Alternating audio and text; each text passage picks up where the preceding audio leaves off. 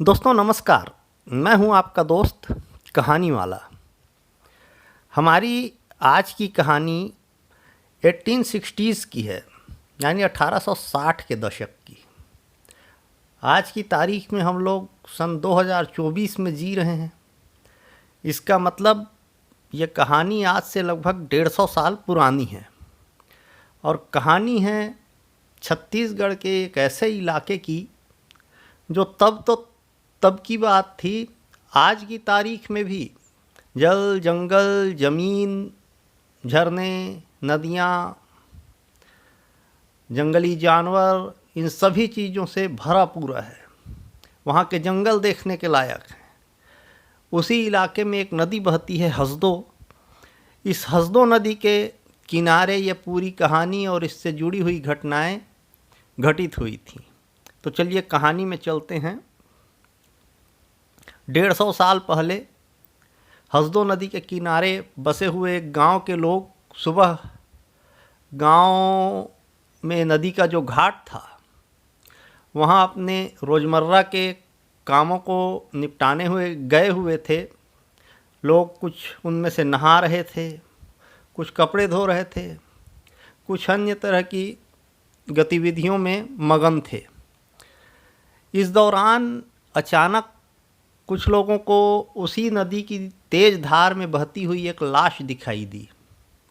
हैरानी और जिज्ञासा के कारण लोगों ने उस लाश को खींचकर किनारे लाया तो देखने पर पता चला कि उस लाश के कान के ऊपर, यानी दाएं कान के ऊपर मान लीजिए, एक तीर उस जगह आकर घुसा था जहाँ पर दिमाग होता है और दाईं ओर से घुसकर तीर पूरी खोपड़ी को छेदते हुए बाईं ओर से निकल गया था।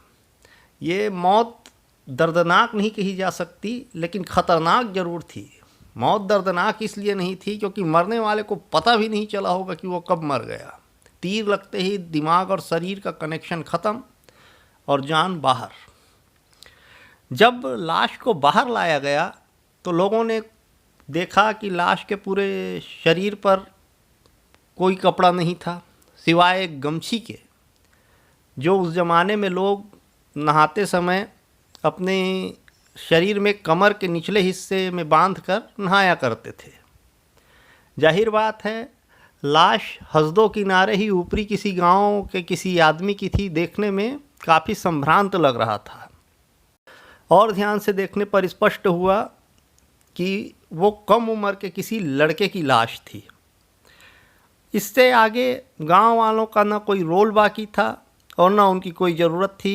लिहाजा गांव वालों ने चौकीदार को, गांव के चौकीदार, उस ज़माने में चौकीदार होते थे गांवों में, चौकीदार को इस बात की खबर दे दी और चौकीदार के माध्यम से जब ये खबर ऊपर पहुंची तो उस ज़माने में उस इलाके का जो ज़मींदार था, वो ज़मींदार खुद और उसके आसपास का पूरा जो प्रशासनिक महकमा था, पूरे महकमे में हड़कंप मच गया। क्योंकि दोस्तों हसदो नदी उस इलाके के ज़मींदार का घर जिस गांव में था उस गांव से भी होकर गुजरती थी और ज़मींदार के लिए इकलौते लड़के की आदत थी कि वह रोज़ाना नदी में नहाता था, उसी नदी में हसदो में, और नहाने के लिए अकेला जाता था।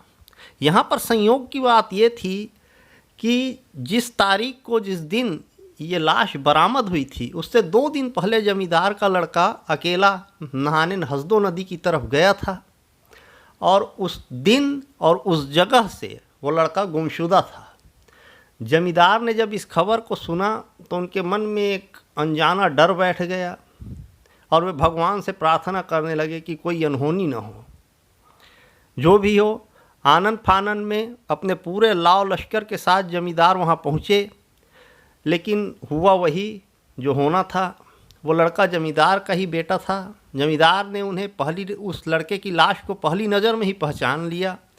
इसके बाद तो वहाँ पूरा हड़कंप मच गया। कुछ लोगों ने जमींदार को संभाला, कुछ लोगों ने जमींदार के परिवार के अन्य सदस्यों को संभाला और वे लोग उस लाश को वापस जमींदार की हवेली में ले गए, जहाँ उसकी अंतिम जो रिचुअल क्रियाएं करनी थी की गईं और अंततः लाश का अंतिम संस्कार किया गया। दोस्तों, कत्ल किसी का भी हो, कत्ल का मामला एक बड़ा अपराध ही माना जाता है। फिर ये मामला विशेष रूप से सभी के लिए विचारणीय था, क्योंकि एक तो जिस शख्स की हत्या हुई वो इलाके के जमींदार का बेटा था। उस ज़माने में जमींदार एक बहुत बड़ा पद होता था। राजा के बाद लगभग सबसे ज़्यादा पावरफुल पद जमींदार का ही होता था। और जमींदार होने के साथ साथ वो शख्स अंग्रेज़ों का दुलारा भी था, क्योंकि जब जब अंग्रेज़ों को ज़रूरत पड़ी थी तब तब उस जमींदार ने अंग्रेज़ों की मदद की थी। यही वजह रही कि एक और जमींदार अपने स्तर और अपने साधनों से उस हत्यारे को जल्द से जल्द खोज कर उसे उसके अंजाम तक पहुंचाना चाहते थे। और दूसरी ओर अंग्रेज भी इस मामले में बहुत ज़्यादा ध्यान दे रहे थे, क्योंकि उनका भी मकसद था कि वो जितना हो सके जल्द से जल्द हत्यारे को खोजें और जमींदार के हवाले करें, ताकि उनके वफादारों को उन पर विश्वास करने का एक अच्छा बहाना मिले, कारण मिले। दोनों पक्षों से भरपूर कोशिश की गई, पर्याप्त पैसा खर्च हुआ, जांच की गई, लोगों से पूछताछ की गई, लेकिन कोई नतीजा सामने नहीं आया। वो हत्यारा क्या, उस हत्यारे के एक निशान तक खोजने में दोनों पक्ष असफल रहे, कुछ नहीं हो सका। इस घटना के बाद और इस असफलता के बाद जमींदार बुरी तरह टूट गए थे। उन्हें अपनी दौलत, शोहरत, रुतबा, शान व शौकत, ओहदा सब कुछ बेकार लगने लगा था कि वे अपने इकलौते बेटे के कातिल को ढूंढने में नाकाम हो रहे थे। और ख़ास बात ये थी दोस्तों कि उन्हें बार बार इस बात की याद आती थी कि उनके बेटे को ये सोचने का भी मौका नहीं मिला होगा कि वो अगले पल मरने वाला है, या जब उसे तीर लगा होगा तो तीर मारने का तरीका ऐसा था कि उसे चीखने का मौका भी नहीं मिला होगा। इस तरह की बातें जब जमींदार को याद आती थीं तो वो बहुत दुखी हो जाते थे और धीरे धीरे वो एकदम शांत रहने लगे थे। दोस्तों, जमींदार की इस शांति, चुप्पी, खामोशी जो भी कहें, इसमें एक अनदेखा छुपा हुआ दर्द और उस दर्द के अलावा एक भयंकर उबलता हुआ आक्रोश छुपा हुआ था। अगर उनका बस चलता तो वो कातिल को तुरंत पकड़कर वहीं मार देते जहां भी वो मिलता, लेकिन उनके बस में ऐसा नहीं था और यही कारण था कि वो निराश होने लगे थे। दूसरी तरफ थी अंग्रेज़ों की बात, तो अंग्रेज़ अधिकारी गोम्स जो उस इलाके के थानेदार थे वो इतनी आसानी से हार मानने वाले नहीं थे। वे अपना प्रयास जारी रखे हुए थे और पूरी ताकत लगाकर कोशिशें कर ही रहे थे कि कातिल पकड़ा जाए। अब इसी घटनाक्रम में ये मामला शांत हो नहीं पाया था और एक नई घटना हुई। बात ऐसी थी कि जमींदार के एक बहुत ख़ास अधिकारी, जिसे एक तरह से हम जिस तरह राजा का दीवान होता है उस तरह उस जमींदार के यहाँ एक ख़ास प्रशासनिक अधिकारी था। उस अधिकारी का नाम था मोहदी खान।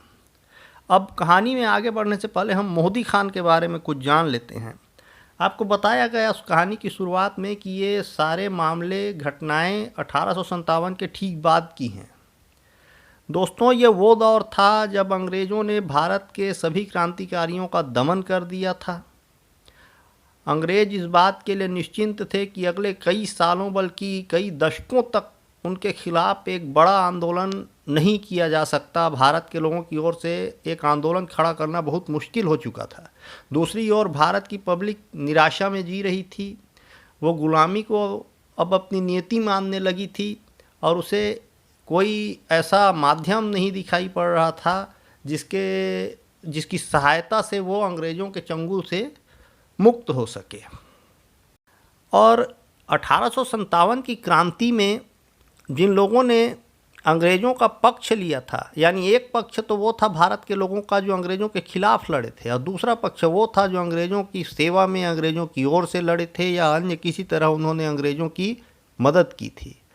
ऐसे लोगों को क्रांति खत्म होने के बाद कुछ को अंग्रेज़ों ने राज दिए थे, कुछ को जमींदारियाँ दी थीं, कुछ को नगद पैसे दिए थे और कुछ को नौकरियाँ दी थीं।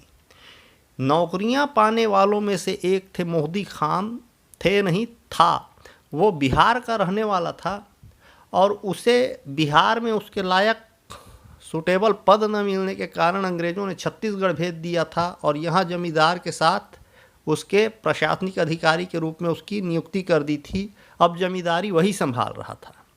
तो ये मामला जिस दिन का है, उस दिन मोहद्दी खान जमींदार की ओर से उस एरिया के थानेदार मिस्टर गोम्स से मिलने गया था और वहाँ जो भी बातें हुई हों वो बातें पूरी करके वापस आ रहा था। रास्ते में एक जंगल था दोस्तों, जंगल काफ़ी घना था। जंगल के बीच की पगडंडी से होकर मोहद्दी खान का काफिला जा रहा था। रास्ते में अचानक पूरी बड़ी डील डौल का स्वस्थ मोहद्दी खान अचानक घोड़े से गिरा। लोगों की समझ में नहीं आया कि मोहद्दी खान आखिर क्यों गिर सकते हैं, और गिरते ही मोहद्दी खान बुरी तरह छटपटाने लगा। ध्यान से देखने पर उसके साथियों की समझ में आया कि मोहद्दी खान की छाती में एक तीर धंसा हुआ था और वो लगभग ऐसी जगह धंसा हुआ था जहाँ से अंदर जाकर जब वो पार गुजरे तो दिल को छेदते हुए निकले। मोहद्दी खान के दिल का निशाना लगाकर उस पर तीर चलाया गया था। उसकी छाती से खून की एक धार फूटी हुई थी, ज़मीन पर खून बह रहा था। हालांकि ज़मीन पर खून कितना बहेगा, लेकिन फिर भी ज़मीन काफ़ी भीग चुकी थी खून से और मोहद्दी खान बुरी तरह छटपटा रहा था। वहाँ उसके जो साथी थे उन्होंने मोहद्दी खान को संभालने की कोशिश की, उसका इलाज करने की कोशिश की, तोड़कर तीर निकालने की कोशिश की, लेकिन ये सारी बातें वहाँ बेकार थीं क्योंकि उस जंगल के बीच मोहद्दी खान का किसी भी तरह से इलाज करना मुमकिन ही नहीं था। थोड़ी देर तड़पने के बाद मोहद्दी खान भी मारा गया। और ख़ास बात थी कि मोहद्दी खान को जो तीर लगा था वो तीर बिल्कुल वैसा था जैसा जमींदार के लड़के को लगा था। ये तीर भी कांटेदार था। कांटेदार तीर यानी वो तीर जो घुस तो जाता है लेकिन वापस नहीं निकलता। मोहद्दी खान के मरने पर उसके साथ जो लोग थे उन्होंने जंगल में जिस दिशा से तीर आया था उधर जाकर देखने का प्रयास किया। उन्हें कोई नहीं मिला। कोई आदमी तो दूर, आदमी का नामो निशान वहाँ पर नहीं था। उनकी समझ में कुछ नहीं आया, लिहाजा वो मोहद्दी खान की लाश लेकर जमींदार की हवेली तक आ गए। दोस्तों, मोहद्दी की हत्या की बात सुनकर अंग्रेज़ अधिकारी गोम्स एकदम अलर्ट हो गए और उन्होंने खुद वहाँ जाकर मोहद्दी की लाश और उस जगह का मुआयना किया जहाँ मोहद्दी को तीर मारा गया था। लेकिन उनकी कोशिशों का कोई नतीजा सामने नहीं आया क्योंकि वहाँ कोई सबूत था ही नहीं। हर चीज़ को गौर से देखने पर बस एक ही बात सामने आ रही थी कि जिस भी शख्स ने तीर चलाए थे वो तीरंदाजी का उस्ताद था और एक बार में ही ऐसा निशाना लगाता था कि उस निशाने के बाद कुछ और करने की ज़रूरत ही नहीं थी। शिकार को तीर लगता था और शिकार की जान निकलती थी।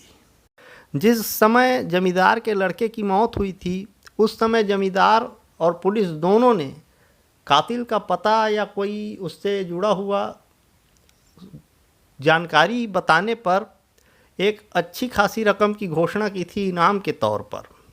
लेकिन अब गोम्स को लगा कि लोगों के सहयोग के बिना वो इस कातिल को नहीं ढूंढ पाएंगे। इस बात को ध्यान में रखते हुए मिस्टर गोम्स ने इनाम की उस रकम को 10 गुना बढ़ा दिया। अब वो रकम इतनी बड़ी थी कि अगर कोई शख्स जाए और पुलिस से जानकारी देकर उस रकम को हासिल कर ले तो उसकी पूरी ज़िंदगी पूरे ऐशो आराम के साथ गुजर सकती थी। दूसरी ओर जमींदार के नज़दीकी लोगों की समझ में कुछ नहीं आ रहा था। उन्हें इस बात पर विश्वास हो चुका था कि कोई न कोई छुपा हुआ ऐसा शख्स है जो जमींदार और उसके साथियों से बेपनाह नफ़रत करता है और इस नफ़रत की आग में अगला नंबर उनमें से किसका होगा ये बात किसी को मालूम नहीं थी। इस वजह से सब बहुत ज़्यादा डर भी चुके थे। उस जगह एक दहशत का माहौल पैदा हो चुका था। वैसे भी जमींदार की छवि जनता और जमींदार के ही कर्मचारियों के बीच कोई बहुत अच्छी नहीं थी। ज़्यादातर लोग जमींदार को अंग्रेज़ों का पिट्ठू और चापलूस समझते थे। इन 2 हत्याओं ने उन सभी की नींद उड़ा दी थी कि न जाने कब किस दिशा से कोई तीर सनसनाता हुआ आएगा और उनकी खोपड़ी या छाती को छेदते हुए पार निकल जाएगा। आगे की कहानी देखने और सुनने के लिए हमारे चैनल को सब्सक्राइब जरूर कर लें। धन्यवाद।